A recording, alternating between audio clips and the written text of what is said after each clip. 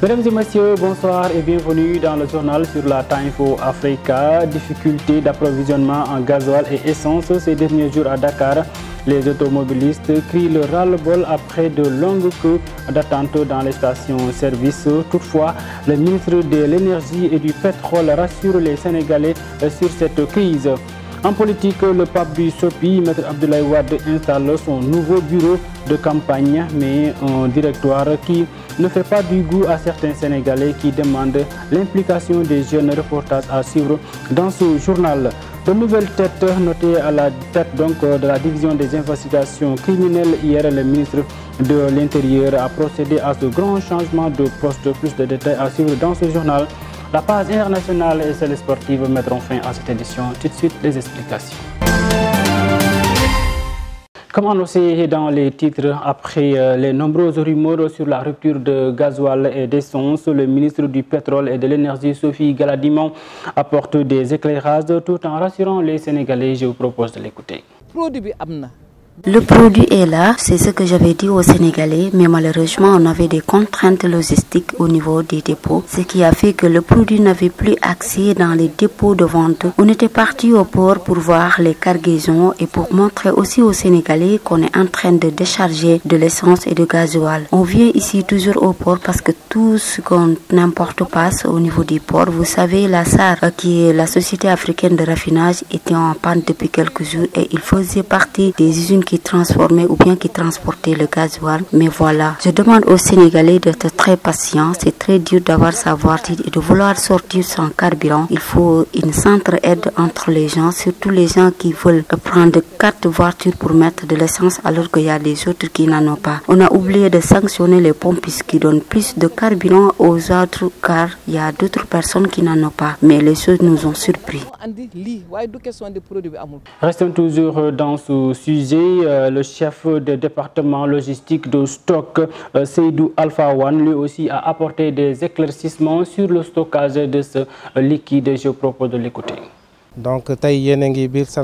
Aujourd'hui, vous êtes dans Sénistock. C'est un dépôt de stockage hydrocarbures. C'est là où vient tout ce qui est hydrocarbures. Nous avons 3 dépôts. Ce dépôt, un dépôt en bas et un dépôt au port. Cela fait 4 ou 5 mois. Le SAR est en train de faire des révisions pour augmenter sa capacité de production. Donc, du coup, tous nos produits viennent du port. Mais ces temps-ci, nous avons noté que la paille qui relie ce dépôt inbound, il y avait un problème de fuite. Et on était en train de le réparer. Et puisqu'on parle de hydrocarbures, pour refaire ces pailles, il va falloir d'abord mettre de l'eau et le couper. Et cela demande du temps. Ce n'est pas un seul jour pour le faire. Ce que nous devons réparer, c'était du côté de Tcharoy. Et que il y a des populations qui vivent là-bas. C'est ça qui nous a poussé de prendre des mesures de sécurité pour le réparer. Pour qu'une fois qu'on redémarre les travaux, qu'il n'y ait pas aucun problème. Ce manque d'essence, si l'on n'y prend pas garde, aura des répercussions sur le travail. C'est du moins l'alerte de Issa Dieye. Il est donc le secrétaire général du syndicat autonome démocratique indépendant des transporteurs du Sénégal. Je propose de l'écouter. Même si l'État ne finance pas, si l'État n'amène pas une contribution, ne subventionne pas sur ce domaine énergétique. Pourquoi et comment cela va se passer? Nous savons tous que le pétrole ne vient pas d'ici. Nous n'avons pas commencé à produire. Deuxièmement, si l'embargo a été, nous allons le ressentir, particulièrement l'Afrique. Les pays sous-développés vont le ressentir. Quand on dit pénurie, est égal à augmentation des prix du marché. C'est-à-dire le gasoil va augmenter, l'essence, l'augmentation de l'essence et l'augmentation de kérosène. Et tous les dérivés de cette partie-là vont s'augmenter. C'est-à-dire le transport va augmenter ses prix. Et si le transport augmente ses prix, forcément, ça va se ressentir sur le marché et tous les denrées alimentaires vont augmenter. Et même l'électricité va augmenter. Tout ce qui marche par rapport à l'essence ou au gasoil va s'augmenter. Parce que le côté énergétique a été augmenté. Et voyez-vous cela? Si l'État ne subventionne pas ce côté, donc tout va se répercuter sur les usagers. Oui, tous ceux qui vont se baser là-dessus verront les prix augmenter. Dans ce cas-là, nous disons à l'État de mettre en place une commission d'expertise pour voir comment est-ce qu'on va faire pour préparer cela et comment s'en sortir. En tout état de cause, les stations de service d'essence et de gasoil à Dakar sont bondées de monde depuis hier. À l'école normale, les automobilistes qui sont à la recherche donc de ce liquide tirent la sonnette d'alarme et demandent que la situation soit rétablie le plus rapidement possible. C'est le sujet du reportage signé Barthélémy. Le manque de gasoil dans les stations-service est une situation compliquée que vivent les automobilistes actuellement, ce qui pourrait obliger à chacun de garer sa voiture selon certains. Ouais, la situation, on vit comme tout le monde. Parce que avoir ta voiture et aller pour sortir pour aller travailler et passer à la station, vous n'avez pas de carburant, donc c'est compliqué. C'est pas un peu compliqué, mais très compliqué. Donc s'il n'y a pas de carburant, donc vous êtes obligé de garer la voiture et de chercher un autre moyen pour aller au boulot. Donc c'est un peu compliqué quoi. Pour accéder dans les stations-service, les automobilistes sont obligés de se mettre en file inquiet pour faire le plein. J'avais mis plein dans ma voiture. Pour l'instant, je ne suis pas allé dans une station pour prendre du gasoil. Mais actuellement, je constate que les rangs sont serrés dans les stations. Donc, on demande à l'État de nous aider pour que la situation revienne à la normale. L'État est interpellé à trouver une solution à cette situation avant que les choses se dégénèrent. On ne souhaite pas que ça continue. On espère que dans un court terme, qu'on puisse régler ces trucs pour que tout le monde puisse avoir le carburant en temps normal. Les automobilistes demandent l'intervention de l'État afin de mettre fin aux difficultés et calvaires qu'ils éprouvent actuellement pour avoir du carburant. Barthélémy Collier, merci beaucoup. En politique, Maître Abdoulaye Wade a installé son directoire national de campagne à 3 mois des élections législatives prévues du 31 juillet. Mamadou Lamine Thiam a été nommé directeur de campagne, une arme qui n'est pas du tout goût à certains Sénégalais qui réclament aux chefs de parti d'investir les jeunes parce que les temps ont changé. C'est le sujet du reportage signé Ousmane Niang. Pour les élections législatives, le président Abdoulaye Wade voudrait que le PDS n'allie avec aucun parti politique, notamment la coalition Yewwi Askan Wi. À ces propos, ce citoyen sénégalais pense que l'influence que le pape Bussopu avait, ce n'est plus maintenant. Les mentalités ont changé. Le père Abdoulaye Wade, comme on l'appelle le Gorgui national, il a fait déjà ses preuves. Bon, les preuves qu'il nous a déjà montré, c'était vraiment bon pour le peuple sénégalais, mais actuellement on lui demande de se reposer, d'être encore plus sage, d'être conseillé auprès des jeunes pour que le pays puisse avancer. Mais tandis qu'il compte avoir une influence au niveau du Sénégal, mais je ne pense pas que c'est possible. Les mentalités ont changé. Et puis le constat, c'est que dans la scène politique sénégalaise, il y a des jeunes partis politiques qui sont nés et ont eu à s'imposer avec l'idéologie de la nouvelle génération. Donc, pour que le PDS revienne avec force, ce militant politique pense que l'ancien président Maître Abdoulaye Wade doit rajeunir son parti politique en donnant des responsabilités aux jeunes de diriger. Nous avons du respect au président Abdoulaye Wade. C'est quelqu'un qui a beaucoup fait au niveau du Sénégal sur le plan politique et sur le plan économique. Maintenant, concernant les élections législatives, le président Abdoulaye Wade doit tout faire pour mettre en place les jeunes qui doivent vraiment porter le projet pour les élections législatives. Je suis conscient qu'actuellement, nous avons besoin des jeunes qui puissent vraiment porter le projet communal, le projet législatif pour les élections à venir. Le Parti démocratique sénégalais, d'après nos intervenants, les jeunes et responsables de ce parti ne devraient pas attendre tout de Maître Abdoulaye Wade pour montrer leur force. Mais n'empêche, vu son âge, il doit se reposer et le Sénégal a toujours besoin de son expérience et de son expertise en tant qu'ancien président. Ousmane Niang, merci beaucoup. C'était au bout des lèvres. Khalifa Sall, maire honoraire de la ville de Dakar. La demande a été acceptée hier par le conseil municipal de la ville de Dakar. Pour rappel, Khalifa Sall a été révoqué par décret présidentiel au lendemain de sa condamnation en appel à 5 ans de prison ferme de ses fonctions de maire de la capitale sénégalaise. Nous restons toujours à la mairie de Dakar. Problème au niveau de cette structure. Barthélémy Diaz serait freiné par l'inspection du travail après avoir nommé Capitaine Touré et Guy-Marie Sagna comme conseillers. D'après le journal LAS de sa livraison d'aujourd'hui, ces deux stations ne sont pas reconnues par la loi. Nos confrères indiquent que le décret numéro 2020-30 du 8 janvier 2020 fixant les organigrammes types des collectivités territoriales en son article 9 dit le cabinet du maire comprend un directeur, une inspection, un assistant, un chargé de com et des relations publiques. Grève de la faim à la prison camp pénal. 20 détenus ont été envoyés à la prison de Kaolack selon le collectif Frappe. Ces prisonniers étaient réveillés avec tous leurs bagages saccagés dans leur chambre avant d'être envoyés à Kaolack. Le collectif explique que l'administration pénitentiaire se venge sur les détenus militantistes.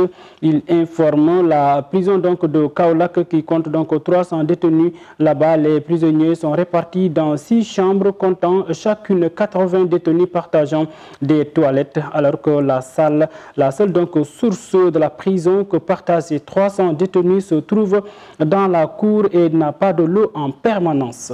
Changement à la tête de la division des investigations criminelles. Le ministre de l'Intérieur, Antoine Félix Diome, a effectué ce grand changement qui a vu l'affectation du chef de la DIC au commissariat de Kaolack à la Tcham pour plus d'éclaircissement. La police nationale se réorganise. Un vaste mouvement a été constaté au niveau de plusieurs commissariats du pays, selon les sources de Dakaractu. Mais on commence par la division d'investigation criminelle qui a un nouveau patron. Le commissaire Aliouba, en poste depuis 2019, a été remplacé par le ex-commissaire de Ziguinchor, Adramé Sarr. C'est le commissaire de Mbaké, Ibrahima Sarr, qui occupe le poste vacant de Ziguinchor. Quant au commissaire Ba, il est désormais affecté comme commissaire central de Kaolack. Restons à Kaolack avec un jeu de 16 musical entre le commissaire Tcherno Diop des Parcelles Assainies qui rejoint le poste de Ndorong, tandis que son prédécesseur, le commissaire Balakebe, fait le sens contraire et rejoint le commissariat de Parcelles Assainies. À Touba, c'est le commissaire Pape Salif Kamara de Tcharoy qui rejoint Mbaké, alors que dans le même temps, le commissaire Djegen Sen de Kolda vient du commissariat spécial de Touba. Il est remplacé par le Foulado par le commissaire Malik Djen de Rissato. À Dakar, ce mouvement concerne quelques commissariats aussi, puisque l'agent Octis Adji Astou Maron a été nommé commissaire de Golfe Sud. À la Médina, c'est le commissaire Abdou Sarr de Grand Yoff qui a été nouvellement installé, tandis que le sortant, le commissaire El Hadji Ali Sow, hérite du commissariat de Dieuppeul. Enfin, le commissaire Djanko Mbalo de Dieuppeul aura en charge celui de Grand Yoff. Après la grève des sages-femmes hier, c'est au tour des pharmaciens qui observent un mouvement de grève. C'est pour soutenir à leur collègue Dr Aïssa Goudiam a annoncé donc que les pharmaciens iront donc en grève. L'intersyndicat réclame le rétablissement des droits de leurs collègues et le départ du directeur de la pharmacie et du médicament. Si rien n'est fait, ils décident de renouveler donc leur mot d'ordre pour une durée de 24 heures. Place maintenant à l'actualité internationale que nous démarrons au Mali. La junte au pouvoir a défié hier ses partenaires régionaux en annonçant le lancement d'un processus de transition de 2 ans alors que ceux-ci demandent à Bamako d'organiser des élections en 16 mois maximum.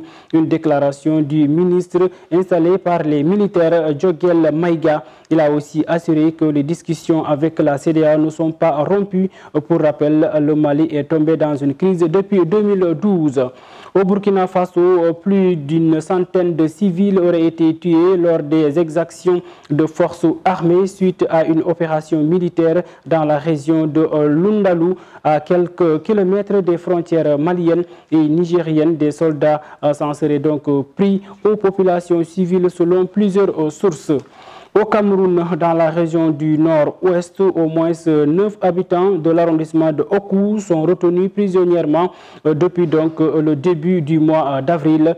Elles ont donc été arrêtées par un groupe armé séparatiste avoir donc participé à une marche demandant à la fin donc des violences. Jusqu'à là, donc rien n'a encore fait par les autorités étatiques.